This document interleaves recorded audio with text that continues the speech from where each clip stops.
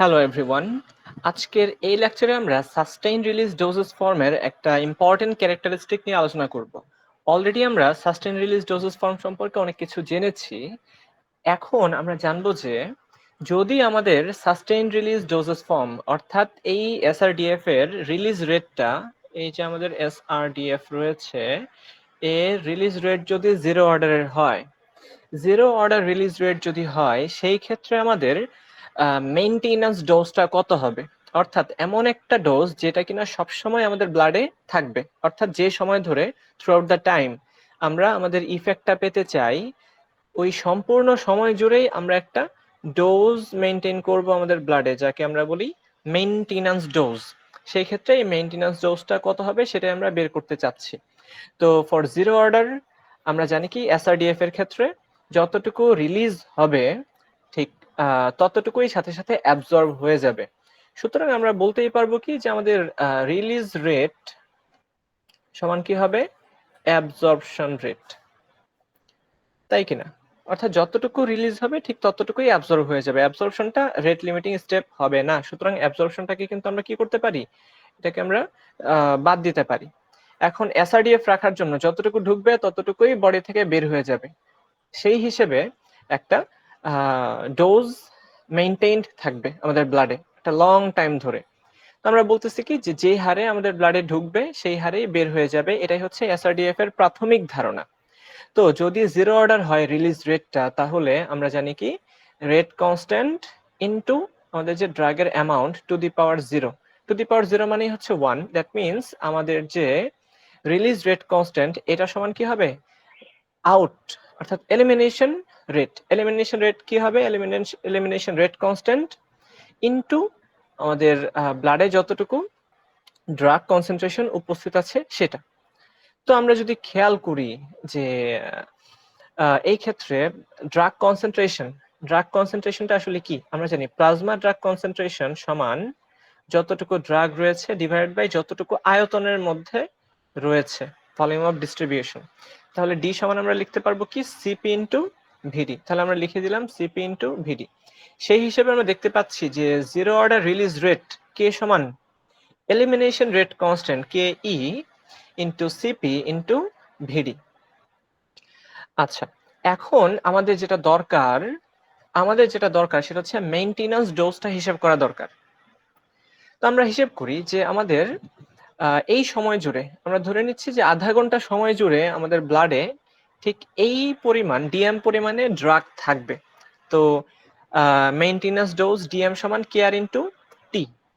আমরা জানি যে রেট কনস্ট্যান্ট মানে কি, রেট কনস্ট্যান্ট এটা হচ্ছে গিয়ে আমরা বোঝাচ্ছি যে একটা নির্দিষ্ট সময়ে কতটুকু ব্লাডে ঢুকতেছে। জিরো অর্ডার যদি হয় সেই ক্ষেত্রে আমরা বলতে পারবো যে একটা নির্দিষ্ট সময়ে যতটুকু ড্রাগ আমাদের ব্লাডে আসে, সরি ডি হবে এটা, এটাই হচ্ছে আমাদের কি K R rate constant, release rate constant.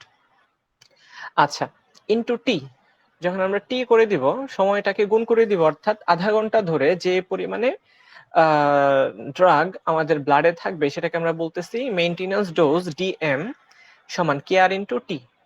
টি সময় ধরে এই পরিমাণে অ্যাবজর্ব হবে বা রিলিজ হবে। তো সেখান থেকে আমরা বলে ফেলতে পারছি যে এর আগের ইয়াতে আমরা বের করলাম যে কে আর সমান ছিল কি কে ই সিপি ইনটু ভিডি ইনটু টি। তাহলে যদি বলে যে আধা ঘন্টা সময় ধরে আমাদের একটা ড্রাগ করতে চাচ্ছি, আমরা কি করতে চাচ্ছি যে একটা মেইনটেনেন্স ডোজ তৈরি করতে চাচ্ছি যে এত ডোজ যাতে ব্লাডে থাকে। তো তার জন্য ভলিউম অফ ডিস্ট্রিবিউশন, তারপরে এলিমিনেশন রেট কনস্ট্যান্ট দেওয়া আছে, তো প্লাজমা ড্রাগ কনসেন্ট্রেশন কত হবে, অথবা প্লাজমা ড্রাগ কনসেন্ট্রেশন এত রাখার জন্য কি পরিমাণে আমাদের মেইনটেনেন্স ডোজ অ্যাপ্লাই করতে হবে, এই ধরনের ক্যালকুলেশন করার জন্য কিন্তু আমরা সূত্রটা ব্যবহার করতে পারি। তো এই হচ্ছে জিরো অর্ডার যদি রিলিজ রেট হয় আমাদের এসআরডিএফ থেকে, সেই ক্ষেত্রে আমরা এই মেইনটেনেন্স ডোজ এর ইকুয়েশনটা ইউজ করব। বাট ইন কেস যদি আমাদের এই ড্রাগ রিলিজ রেটটা, if the drug release rate follows first order kinetics, সেই ক্ষেত্রে আমাদের মেইনটেনেন্স ডোজ ডিএমটা কত হবে? মেইনটেনেন্স ডোজ ডিএম সমান হবে কে ই সিপি ইনটু ভিডি, এলিমিনেশন রেট কনস্ট্যান্ট, অর্থাৎ আমাদের রেনাল এবং হেপাটিক দিয়ে যাই বের হয়ে যাবে into Cp plasma drug concentration into Vd divided by এই তো release rate constant first order. এটা আমরা এখন প্রমাণ করব। কিভাবে প্রমাণ করব? আমরা জানি SRDF এর শর্ত অনুসারে according to the condition of SRDF যতটুকু ব্লাডে আসবে ততটুকু বের হয়ে যাবে। তো এই ক্ষেত্রে যেহেতু আমাদের ফার্স্ট অর্ডার কাইনেটিক্স ফলো করে, তো আমরা কি সকলেই জানি যে আমাদের কি বলে যে রেট সমান একটা নির্দিষ্ট সময়ে কতটুকু ড্রাগ প্রবেশ করে, রেট, তাই তো? এটা সমানই কি কে আর ইন্টু ডি। আচ্ছা, তাহলে আমরা খেয়াল করি কে R rate constant into D, এই হচ্ছে আমাদের রেট। আর যেহেতু এলিমিনেশন রেট, সেক্ষেত্রে কি হবে? Rate constant into D plasma drug concentration, plasma drug অর্থাৎ যতটুকু ড্রাগ প্লাজমাতে রয়েছে, তো সেই ড্রাগ সমান কি সিপি ইন্টু ভিডি। অলরেডি আমরা আলোচনা করেছি যে ড্রাগ অ্যামাউন্ট আমাদের বডিতে, ড্রাগ অ্যামাউন্ট সমান হচ্ছে কি প্লাজমা ড্রাগ কনসেন্ট্রেশন ইন্টু ভিডি। আচ্ছা, কনসেন্ট্রেশন মানে কি গ্রাম পার মিলিলিটার, আর এটাকে যদি আমরা মিলিলিটার এককে চিন্তা করি তো মিলিলিটার কাটাকাটি যাবে, থাকবে গ্রাম। ঠিক এইভাবে আমরা হিসেবটা করে ফেলতে পারি সিপি ইন্টু ভিডি। তো এই জায়গাতে আমরা পেয়ে যাচ্ছি আমাদের ডিএম মেইনটেনেন্স ডোজ সমান K E CP into VD divide by K R. আর আমরা যদি রিলিজ রেট কনস্ট্যান্টটা বের করতে চাই এবং মেইনটেনেন্স ডোজ যদি আমাদের জানা থাকে, তাহলে elimination rate constant CP into VD divide by DM. এইভাবে আমরা আমাদের রিলিজ রেট কনস্ট্যান্ট আবার ডিএম মেইনটেনেন্স ডোজ হিসাব করতে পারি। এখন আমরা যদি আইডিয়াল সিচুয়েশনের কথা চিন্তা করি, ideally a drug release from the sustained release doses form should follow zero order kinetics. এটা হচ্ছে আইডিয়াল সিচুয়েশনের জন্য। জিরো অর্ডার কাইনেটিক্স যদি ফলো করে, তাহলে দেখা যাবে যে আমাদের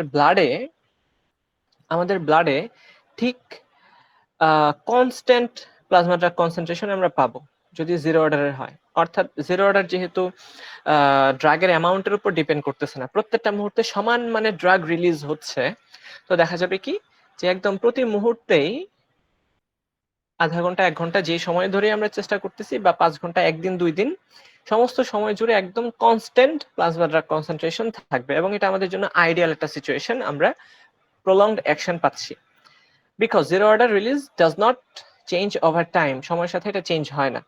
তো আমরা জিরো অর্ডার রিলিজ রেট সমান ডি নট বাই ডিটি, এই ক্ষেত্রে আমাদের rate constant into D to the power 0, D to the power 0 মানে 1, that means just release rate constant, এই কনস্ট্যান্টটাই থাকলো, রিলিজ রেটটা একদমই constant. And a constant drug level in the blood is likely to be maintained throughout the time. So these modified release dosage forms are often called controlled release drug delivery system. তো আমরা যেটাকে বলতেছি যে modified release, immediate release আর modified release. Modified এর মধ্যে একটা ছিল sustained release. Sustained রিলিজটা, এটাকে যদি আমরা জিরো অর্ডারে কনভার্ট করে ফেলতে পারি, আমরা যদি এটাকে কন্ট্রোল করতে পারি একদম ওভার দ্য টাইম, একদম কনস্ট্যান্ট লেভেলে আমরা যদি মেইনটেইন করতে পারি বা কন্ট্রোল করতে পারি, সেটাকে আমরা বলে ফেলি কন্ট্রোলড রিলিজ। অর্থাৎ এই রিলিজটাকে আমরা কন্ট্রোল করতেছি একটা ফিক্সড ভ্যালুতে, আমরা কি করলাম? কন্ট্রোল করলাম। এই হচ্ছে আমাদের কন্ট্রোলড রিলিজ। আচ্ছা, এটা হচ্ছে আইডিয়াল সিচুয়েশন। আর যদি কন্ট্রোলড রিলিজ আমাদের পক্ষে তৈরি করা সম্ভব নাও হয়, তাও কিন্তু আমরা একটা লং টার্ম ইফেক্ট আমরা পেতে পারি এই সাস্টেইন রিলিজ দিয়ে। আমি যদি সবুজ কালারটার কথা বলি, সাস্টেইন রিলিজ দিয়ে আমরা কিন্তু বেশ ভালো সময় পেতে পারি। যে নন জিরো অর্ডার কাইনেটিক্স এর ক্ষেত্রে দেখা যাবে যে যখনই আমাদের ডোজেস ফর্ম থেকে ডোজেস অ্যামাউন্টের পরিমাণটা কমে যাবে, তখন অ্যাবজর্পশনটাও আস্তে আস্তে কমতে থাকবে, অর্থাৎ রিলিজটা কমতে থাকবে, অ্যাবজর্পশনও কমতে থাকবে। তো অ্যাবজর্পশন যদি কমে যায়, সেক্ষেত্রে আমাদের প্লাজমা ড্রাগ কনসেন্ট্রেশন আস্তে আস্তে কি হতে থাকবে? কমতে থাকবে। বাট এই কমতে থাকার মধ্যেই কিন্তু বেশ অনেকটুকু সময় চলে যাবে, অনেকটুকু সময়, 5 ঘন্টা, 10 ঘন্টা বা একদিনও হতে পারে চলে যাচ্ছে। তো আমাদের এমইসি লাইনের উপরে থাকলেই কিন্তু আমরা একটা ড্রাগের এফেক্ট পাই। যেহেতু এটা এমইসি লাইনের উপরে আছে, তারপরেও কিন্তু আমরা এই সাস্টেইন রিলিজ ডোজেস ফর্ম থেকে আমরা একটা প্রলংড অ্যাকশন পাবো, যদিও এটা একদম কনস্ট্যান্ট লেভেলে থাকবে না, আস্তে আস্তে কমতে থাকবে।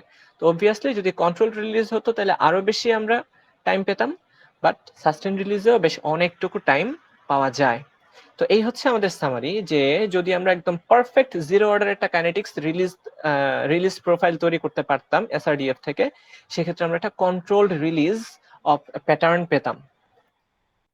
আর যেহেতু একদম পারফেক্ট জিরো অর্ডার হয় না, নন জিরো অর্ডার হয় এবং সাস্টেইন রিলিজের ক্ষেত্রে আস্তে আস্তে রিলিজ হয়, সেক্ষেত্রে আমরা লং টার্ম একটা ইফেক্ট পাবো। আর ইমিডিয়েট রিলিজের ক্ষেত্রে তো অবশ্যই প্রচুর পরিমাণে ড্রাগ রিলিজ হয়ে যাবে। এই হচ্ছে আমাদের ড্রাগ ডোজেস ফর্ম। এটা থেকে একদম ডিজোলেশন হয়ে ডিজোলেশন হয়ে সবটুকু একবারে রিলিজ হয়ে যাবে। রিলিজ হয়ে গেলে তো আমাদের এন্টারাল যে ওয়াল, এটা যতটুকু পারে ততটুকু অ্যাবজর্ব করবে, বাকিটুক বের হয়ে যাবে। অর্থাৎ এই ক্ষেত্রে প্রচুর পরিমাণে একবারেই অ্যাবজর্ব হয়ে যাবে, আবার কি হয়ে যাবে, এলিমিনেটেড হয়ে যাবে। তো এই হচ্ছে আমাদের সাস্টেইন রিলিজের খুবই ইম্পর্টেন্ট একটা টপিক, যে সাস্টেইন থেকে আমরা কিভাবে কন্ট্রোল রিলিজ তৈরি করতে পারি এবং কিভাবে মেইনটেনেন্স ডোজ ক্যালকুলেট করতে পারি। তো আমরা সকলে ভালো থাকি, সুস্থ থাকি, এবং এরপরের লেকচারগুলোতে আমরা আরো বিস্তারিতভাবে আমরা আলোচনা করব যে কিভাবে একটা sustain release doses form formulation করা যায়। তো টিল দেন সকলে আমরা ভালো থাকি, সুস্থ থাকি। আল্লাহ হাফেজ।